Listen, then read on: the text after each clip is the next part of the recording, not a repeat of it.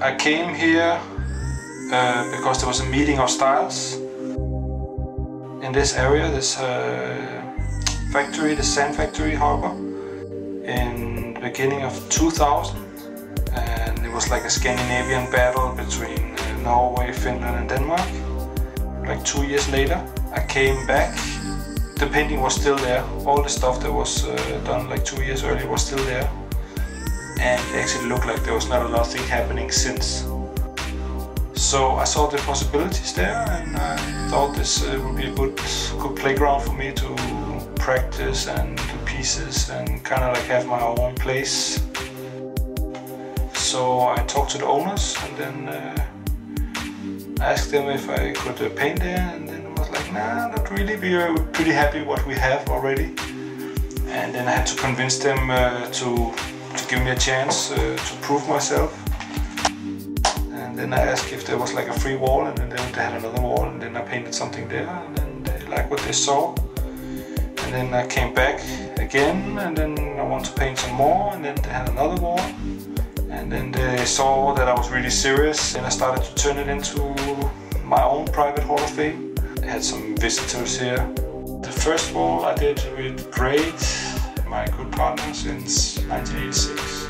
I bring Sun there, the turtle production, and I have Gold Raid from Oslo, Cacao. We did the concept Batman and Robin, and it took like almost 1 week, 8 hours a day, and around 150-200 cans.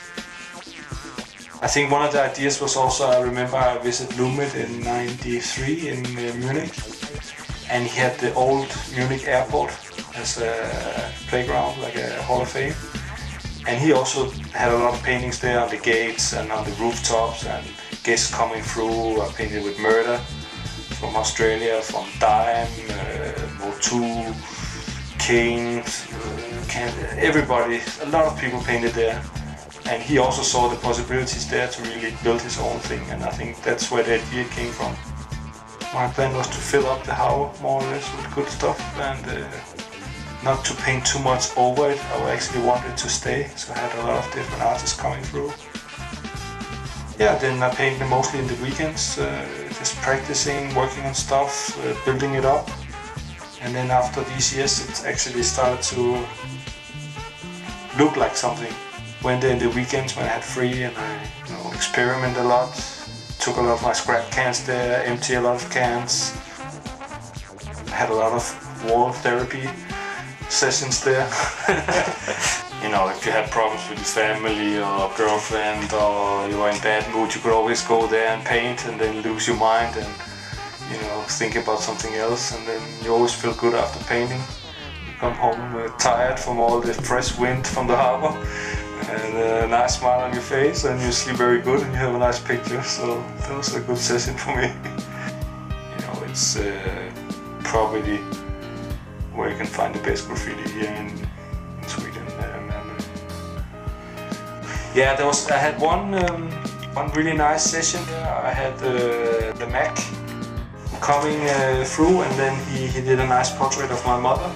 One of the best walls next to the seaside. He's making this photorealistic paintings of my mother, and that was really nice. And I had my family. I bring them there one day and surprised them that I just want to show them my artwork. And then we went around the corner, and then they saw this giant picture of my mother, which is the sister of my mother, and they were very touched, very surprised also to see this wall. And then I just thought about it. I have to document it, because else it's gonna disappear. It's spent thousands of hours and thousands of paint, and invested a lot of time in the place. And if it doesn't get documented by the right people, it's gonna get lost. So now it's finished now? No, it's not finished. It's still there. It's still up. I can still go paint there. I have this like one wall that I would like to make a big production on.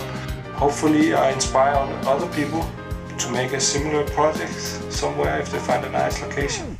You can really make something out of nothing.